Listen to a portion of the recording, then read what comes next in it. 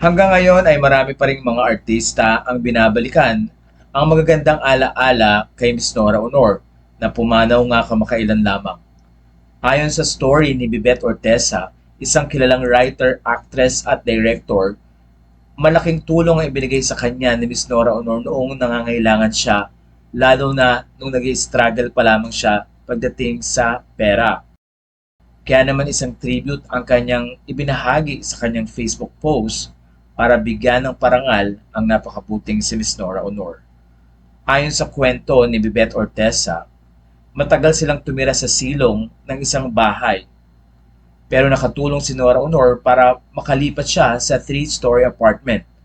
Kwento niya, "While I had already started to do bit parts and character roles in movies, I was principally still a television writer, and ang makulay na daigdig ni Nora was among the shows I wrote for.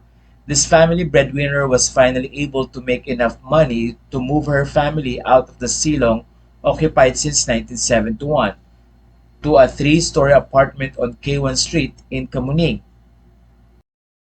Dagdag pa niya, "The problem was the talent fees I was expecting to make the down payment for the move wasn't out yet. I went to see the woman, asked if she could advance me the money and promised I'd give it back to her as soon as I got it. She stared at me for a long bit. She must have been reading if I was telling the truth. She asked someone to make a check. She signed it, then gave it to me at once.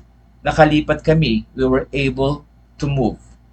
Kwento pa niya, "A month or so later, I got paid. I had no checking account, so I brought the money to her. She wasn't home.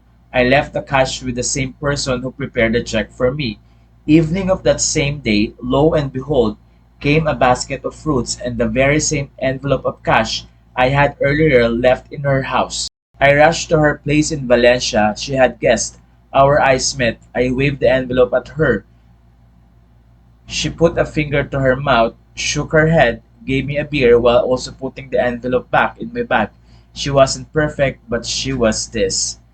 Sa puntong ito ay natuwa ang maraming mga tagahanga ni Nora Honor sa kabutihan nito, lalo na sa pagtulong sa kapwa. Nagbigay din ng tribute at kwento ang direktor na si Joel Lamangan. Doon ay sinabi niya na may isang farmer na tinulungan si Nora Honor na makabili ito ng kalabaw at nagbibigay din ng pera sa mga film crews na underpaid.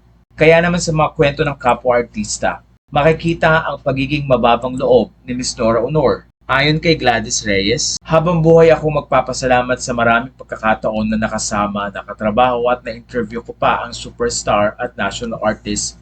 Miss Nora Honor palaging may ngiti, punong-puno ng pagpapakumbaba ang presensya niya sa kabila ng malaking ambag niya sa industriya ng pelikula at telebisyon.